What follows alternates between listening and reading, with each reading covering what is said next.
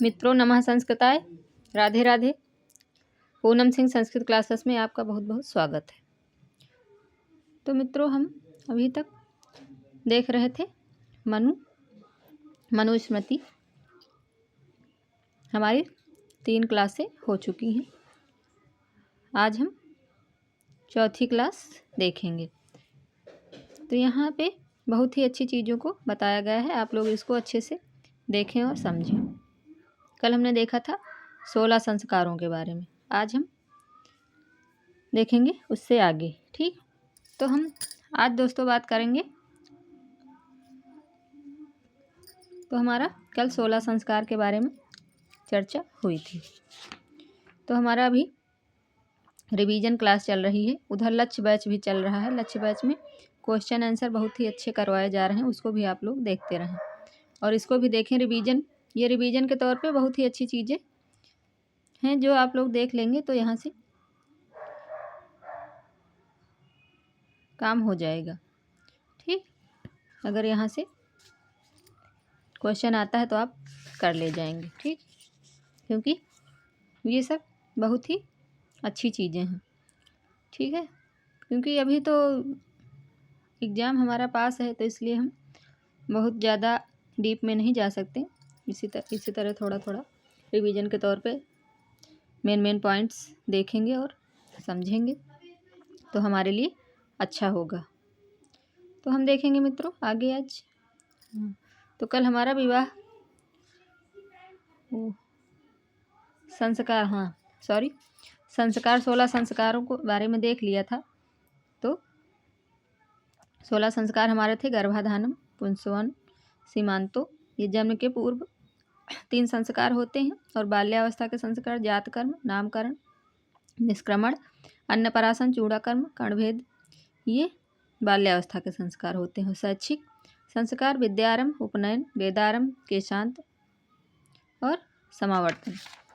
और हमारा 15वां ये हो गया विवाह संस्कार और 16वां अंत्येष्टि संस्कार जो मृत्यु के बाद कराया जाता है। ठीक, ये 16 संस्कार मनुस्मृति में मनु जी द्वारा बताए गए हैं। ठीक है, आगे देखेंगे दोस्तों, आगे है।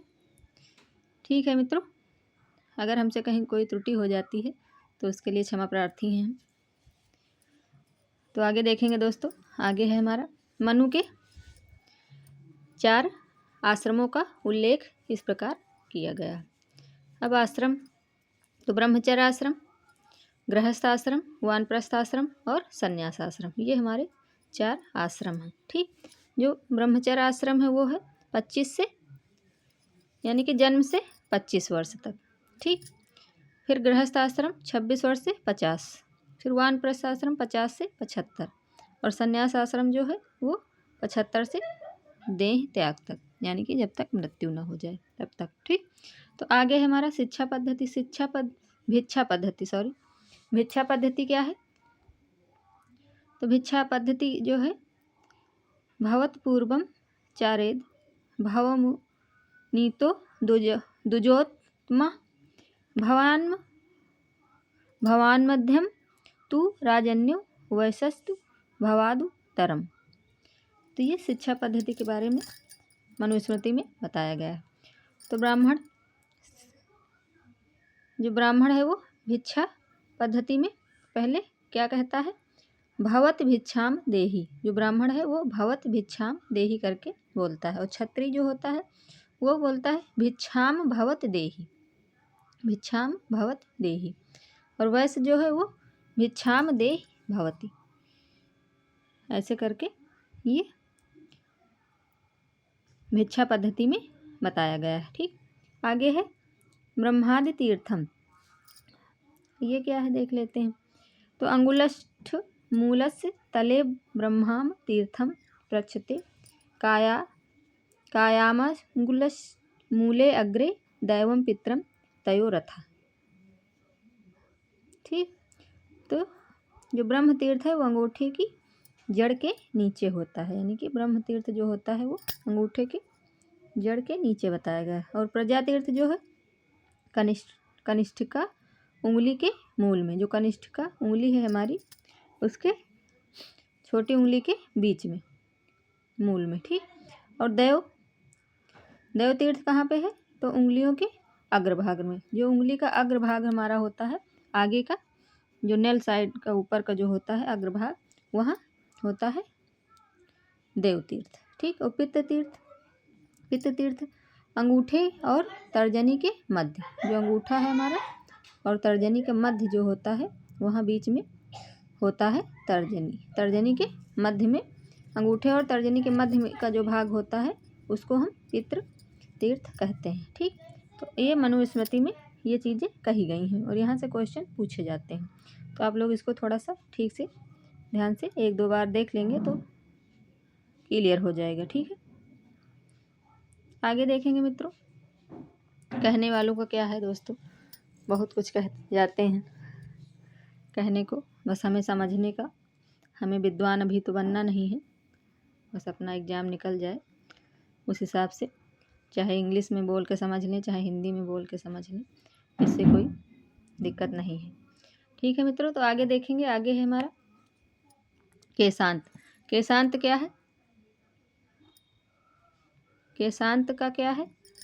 केशान्तः षोडशे वर्षे ब्राह्मणस्य विधीयते राजन्या बंधो द्वाविंशे वयसस्य द्वाधिके तथा। ठीक। तो ब्राह्मण का केशांत जो होता है वो 16वें वर्ष में होता है और क्षत्रिय का 22वें और वैश्य का 24वें। 16, 22, 24, 16, 22, 24 ऐसे याद रखेंगे। ब्राह्मण क्षत्रिय वैश्य 16, 22, 24 ऐसे करके हम ध्यान रखेंगे तो हमें याद रह जाएगा। ठीक। आगे देखेंगे, अध्ययन योग शिष्य में क्या है? तो आचार्य पुत्र शुश्रूषो और ज्ञान दो धार्मिका शुचि आप्तः सक्तो अर्थदः साधु स्वाध्याया 10 धर्मता। ये अध्ययन योग शिष्य के बारे में मनुस्मृति में बताया गया है। ठीक। आगे देखेंगे, आगे है हमारा धर्म मान्यता के स्थान, मान्य स्थान। ठीक। वित्तम बंधुर वया कर्म विद्या भवति पंचमी एतानि मन्य स्थानानि गरियो याद्य दूर्त रमा। तो बंध यानी कि जो धर्म मान्यता के स्थान को मान्य स्थान है वो है धन, बंध, आयु, कर्म, विद्या। ये 5 जो हैं ये मान्य स्थान हैं। ठीक। इसको हम देख लेंगे। ठीक। धन, बंधु, आयु, कर्म, विद्या, ये 5 स्थान बताए गए हैं। ठीक। आगे है आचार। आचार क्या है?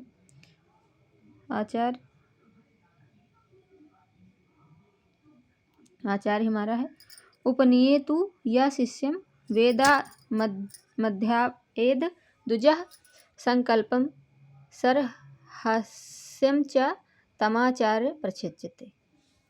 तो ये जो है बताया गया है, जो अपने शिष्य का उपनयन करके उसे सांग वेद पढ़ाता है वह आचार्य कहलाता है। वह आचार्य कहलाता है जो अपने शिष्य को वेद सांग वेद उपनयन संस्कार करके पढ़ाता है, वह आचार्य कहलाता है। तो ये हमारे मनुस्मृति में मनु जी द्वारा कहा गया है। आगे देखेंगे दोस्तों, आगे है हमारा, आगे क्या है? उपाध्याय। उपाध्याय के बारे में क्या कहा गया दोस्तों? तो उपाध्याय के बारे में कहा गया है एक देशम तु वेदस्य वेदांग न्यापि वा पुनः यो अध्यायायति वृत्त्यार्थमुपपद्यायाः सः उच्यते। तो ये उपाध्याय के बारे में कहा गया है। जो उपाध्याय होता है वो क्या करता है? जो ब्राह्मण वेद या उसके अंगों को जीविका के लिए पढ़ाता है वो उपाध्याय कहलाता है। जिससे जो ब्राह्मण कोई एक भाग उसकी उपजीविका के लिए समझा बता देता है तो वो उपाध्याय कहलाता है। ठीक। आगे है हमारा गुरु। गुरु क्या है? गुरु देख लेते हैं। गुरु ठीक,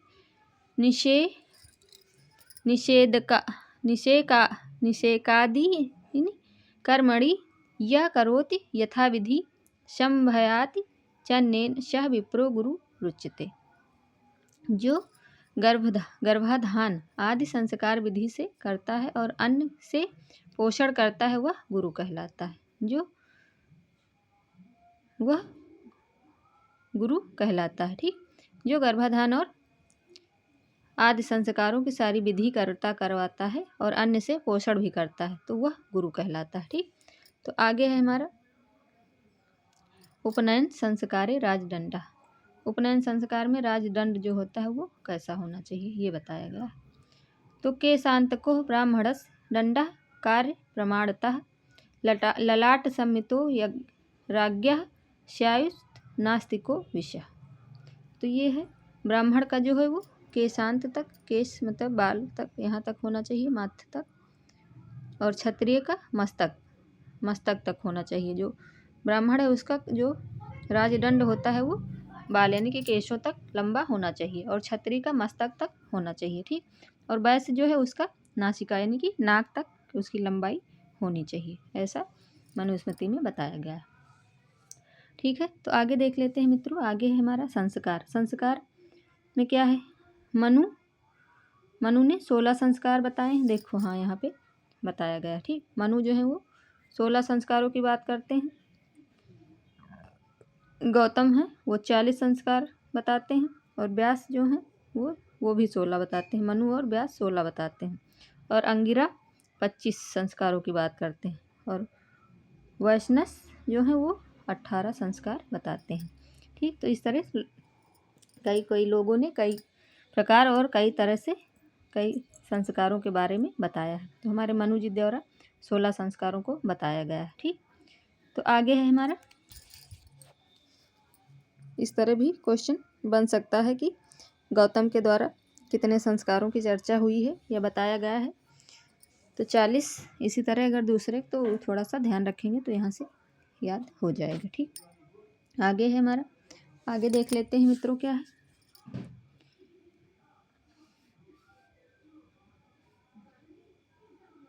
अग्निवायु बिभ्रास्तु त्रयं ब्रह्मा सनातनम दुदोह यज्ञ सिद्धार्थम ऋग्युज सम लक्षणम, ये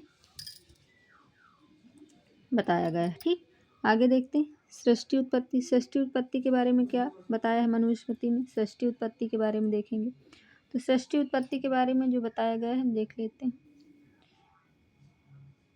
सृष्टि उत्पत्ति मनः सृष्टि विकुरुते चोद्धमानं शीश्रया आकाशम जायते तस्मादस्य शब्दम गुणम विदुः। ठीक, तो ये सृष्टि उत्पत्ति के बारे में बताया गया है। ठीक, तो दोस्तों आगे देखेंगे। आगे है हमारा वस्त्र धारण। वस्त्र कैसे धारण करने चाहिए। ब्रह्मचारी काला मृग और क्षत्रिय बकरा शन और वैश्य रेशम और ऊन के वस्त्र धारण करें, ऐसा मनुस्मृति में कहा गया है। ठीक, आगे देखेंगे मेखला। मेखला जो जनेऊ होती है उसको मेखला कहा गया है। ठीक, मौंजी त्रिवृषमः लक्षणा कार्या विप्रस्य मेखला क्षत्रियस्तु मौंज्याः वैश्यस्य षण्तान्विति तभी मुंज लाभे तु कर्तव्य कुशान कल बलैज त्रिव्रतः ग्रंथैनेक त्रिभी पंचभिरेवा। तो ये मेखला के बारे में कहा गया है, जो जनेऊ ब्राह्मण लोग धारण करते हैं उसके बारे में बताया गया। ठीक, तो ब्राह्मण मूंज की 3 लड़की चिकनी यानी कि जनेऊ उसकी होनी चाहिए। ठीक, क्षत्रिय मौंजी जिससे धनुष की प्रत्यंचा बनती है उसकी जो होना चाहिए जनेऊ। वैश्य षड़पति यानी कि सन के सूत की उसकी जनेऊ होनी चाहिए। तो मित्रों आज हम यहीं तक देखेंगे और आगे की चर्चा हम कल की कक्षा में करेंगे।